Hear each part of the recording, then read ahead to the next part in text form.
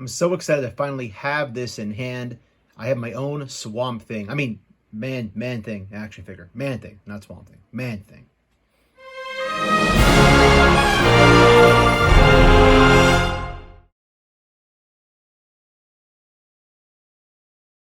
Hey YouTube, what goes on? And welcome back to Disavowed Action Figures, bringing another action figure review. Tonight, taking a closer look at the new Marvel Legends Werewolf by Night Man-Thing. Very excited to have this thing in hand. This came from the CMD store. This was not found at a Target or a Walmart or a GameStop or anything else, although I'm pretty sure it'll probably be in there pretty soon. Pumped to have this thing. Loved the show Werewolf by Night. Not much of an exposure to it as far as a comic book is concerned, but in terms of the MCU Disney Plus show, really enjoyed that a whole heck of a lot. Never had a Man-Thing action figure, never had the BAF or anything otherwise, so pumped to have this thing in my collection. So I picked it up a little bit early from CMD store. Paid a couple extra dollars to get a little bit early, but it's worth it. When it's something I really want, I don't mind doing that. So if you're new to these reviews, what we basically do is take a look at the packaging, we'll crack it open, we'll take a look at the aesthetics of the figure, move it around a little bit, and then do my favorite thing in all these videos, which is to compare it to other Marvel Legends and other action figure lines.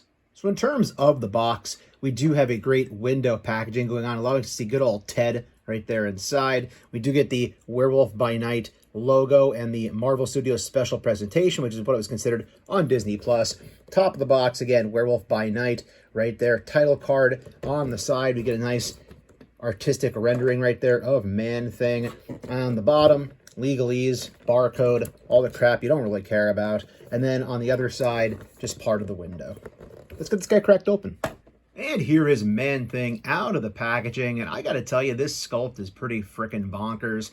I'm digging how this guy looks. Obviously, it's gonna be a very, very unique buck and a very unique sculpt to this guy. Not a whole lot of Marvel characters running around that you really were able to reuse or reutilize this body for. Again, I do not have the Build-A-Figure, just being upfront about that, so you're not going to get a Build-A-Figure comparison here. I owned parts of it over the years, never the entire figure. From what I understand, they did update this quite a lot. It's not the identical Build-A-Figure just being re-released. The original Build-A-Figure was a comic book version. This is obviously based off the Disney Plus MCU version of Man-Thing. But he's definitely looking cool like the Marvel MCU, Marvel Comics Swamp Thing, which he basically is. As far as accessories go, he comes with an alternate set of hands. They're basically both kind of like grabby hands, as you can see. Still did a good job having, like, again, twigs or whatever the heck it's supposed to be throughout the hand on the sculpt. Again, a little bit of paint on there as well. He does have the fingernails on there, as you can make out, which, again, I don't know if a giant swamp creature would have fingernails. I don't really know how that works. But again, their hands are what they are. It's a decent additional accessory. You can kind of him grabbing other characters or other things if you need him to. As mentioned, the sculpt on this is pretty freaking awesome. There's so much to look at with this guy. Right away, those red eyes definitely are well done. They definitely stare right at you. Looking here, just along, there's so much to look at this guy. He has like a fungus or like a mushroom going on here on his shoulder. All sorts of like vine work and twigs. And obviously there's paint on different parts of the body as well to bring out the different parts of the swamp, I guess you would say, that are on him. Here in the chest, you have some more paint going on right here. I guess it's like his rib cage kind of looking thing, right? But again, very interestingly done here regarding the sculpt. A lot of fun. He kind of has more like a kind of like a loincloth thing going on here, but I guess it's vines. Down in the leg here, again, more like sticks going on with the brown paint down here. Again, until you have this guy in hand, you really can't get an idea of how crazy the sculpt actually is. I'm sure some of this is reuse from that Build-A-Figure. I don't have the pieces to compare. As far as this leg over here, some more like mushroom kind of stuff going on, fungus, whatever you want to call it. There, down here, some more brown down into the actual shin areas. On the back of the, I guess it'd be calf muscles, or if he has muscles, right? You do have, again, some more brown going on right here, kind of similar to fungus. The back, same thing, all sorts of twigs and all sorts of different shrubbery, whatever you want to call it, when it's inside a swamp going on with this guy. So they definitely did a lot with him, which is pretty cool. Even the arms you can see here with that coming out, more brown there, more brown there. Top of the head going back, leading to the back of the neck. It almost looks like veins essentially, but I guess it is supposed to obviously be like pieces of plant. But yeah, the sculpt on this guy is pretty freaking crazy. Let's kind of see how he moves around. Taking a look at the articulation of this guy, the head will rotate all the way around. It doesn't go down very far because he has these pieces hanging in the front, very soft plastic. Looks up a little bit like that. You do kind of get a back and forth going on here with the head, the way that is set up on the peg. You do get some attitude as well. It's kind of hard to tell what's tilt and what is just the head turning. But either way, if you want to kind of look at you confused with his head turned, you can absolutely do that, which is pretty great. Arm will go all the way around. It goes up about this far, but be careful because you're going to scrape against those kind of pieces of fungi going on right there. Has the upper cut going on right there above the bicep. Single jointed elbow. Again, you're not going to get a whole lot there because of the way the sculpt is set up. Hand will rotate all the way around. It's on a left and right horizontal hinge. As far as the legs are concerned, upper thigh cut going on right there. Pinned double jointed knee. Again, there are pins on this for both the arms and the legs, so there are pins on me. Go down right about there. Foot goes down pretty darn far.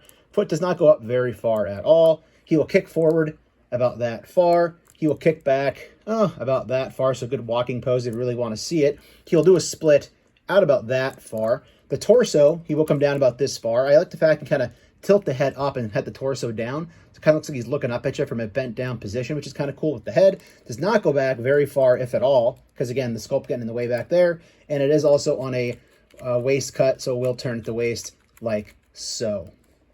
I'd also say be careful when you are having him stand. He does tend to kind of go forward. If you have anything at all with the feet, have him lean forward at all, he's going to fall. So really make sure you do have those feet all the way at a position where he's going to stand relatively well like he is there. I didn't mention this in the articulation, but he also does have the rocker going on here down at the ankle. In terms of comparisons, the first two MCU figures I have in my collection that I thought would be a good comparison was going to be Korg. This is the one from the 2-pack that came with our Grandmaster. And then also we do have the Guardians 3 Groot, which is like the college age Groot, I guess you could say. So you can see he is taller than both of them. Korg, not too much. Again, you can see if you look at the neck, he's way much beefier, which kind of gives him a bigger presence right there. So definitely bigger than both of these. You can see Groot, we have similar, like, again, leaves and things coming through him being a tree, whereas this guy's from the swamp. And if you were curious how the Man-Thing scales with two more traditional sized MCU figures, here are Bucky and Sam. As you can see, he definitely makes them look very tiny. And in terms of some female MCU Marvel Legends, here is Man-Thing as scaling with the Pepper Potts from the Amazon exclusive, I believe it was a 3-pack right from back in the day, and then also the MCU Disney Plus She-Hulk. And here is how Man-Thing scales with some Marvel Comics Marvel Legends figures. Here is the Iron Man retro-carded She-Hulk figure, and also the hard-to-find originally, but now on pegs, Target exclusive Red Hulk. So two quick comparisons of characters that in the comic books were on a team or at least hung out with Man-Thing. Here we have Dum Dum Dugan, who put together basically a monster version of the Howling Commandos. Get it? Howling. I believe he was on there with Dum Dum. He was actually a robot at the time. It's very confusing. And then down here we have the Disney Plus version of the Howard the Duck from the MCU wave. For some non-Marvel Legends comparisons, here is the Mezco Toys John Constantine figure, which I think goes well with the kind of supernatural vibe you got going on with the Man-Thing. And then Ryu from the Jada Toys Street Fighter 2 action figure line. Two more random comparisons. Here is another horror figure as far as the Universal Monsters NECA Frankenstein goes. And then also we have our favorite little plunderling, Feral Cheetah. Right now, Cheetah better be careful. You might get stepped on by one of these guys. And to really give you an idea how big this guy really is, here's the Marvel Legends MCU Man-Thing figure as compared to the McFarlane Toys DC Multiverse Big Bad Mother Fragger Lobo. And he even makes Lobo look kind of small. And last, and as everybody loves to say, certainly not least, here is the new Marvel Legends MCU Werewolf by Night Man-Thing figure as compared to the Jazzware Toys AEW Unrivaled Orange Cassidy. Now, I think Man-Thing has the ability to more or less like look you in the eye and, burn you up, kind of like the Ghost Rider, but kind of like those sunglasses to protect Orange Cassidy right now. So overall closing thoughts on the Marvel Legends MCU Werewolf by Night Marvel's Disney Plus special feature Man-Thing figure. I'm digging it. It's definitely an awesome, unique sculpt that can really mix in a lot of different action figure lines. Again, if you don't have a Swamp Thing, very much could potentially tag in for that type of character in your display. You don't need to put him with your Marvel stuff. He could definitely be on display with some horror figures for Halloween season. Overall, I think it's a pretty awesome figure. I never had that Build-A-Figure, as I mentioned a couple times throughout the video, so for me, it was an easy pickup. If I had that Build-A-Figure, I may not have picked this one up at all. I might have just taken a pass on this. Again, this should be hitting other stores. I got mine from CMD store online, paid a little bit extra to get it. It was worth it in my estimation.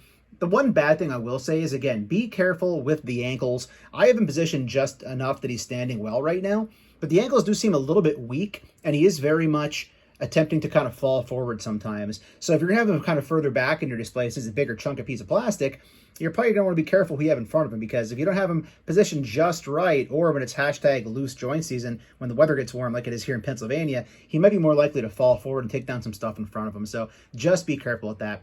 Thanks for watching, everybody. If you're new, please consider hitting that subscribe button. It is free for you, does not cost you anything, and it helps us grow the channel tremendously in the march to 7,000 subscribers. While you're at it, go ahead and click that bell for notifications, because that way YouTube should notify you and tell you when we post new content here to the channel, like our weekly toy hunts, reviews, and live streams. Leave a comment down below, hit that like button, and for daily toy content and daily toy updates, try checking us out over at Instagram and Twitter at Disavowed_12. Hey everybody, if you're going toy hunting this week, please try to remember the 3 P's of the toy hunt: patience, persistence, most of all, politeness. Take care, stay healthy, and I'll be seeing all of you at the pegs.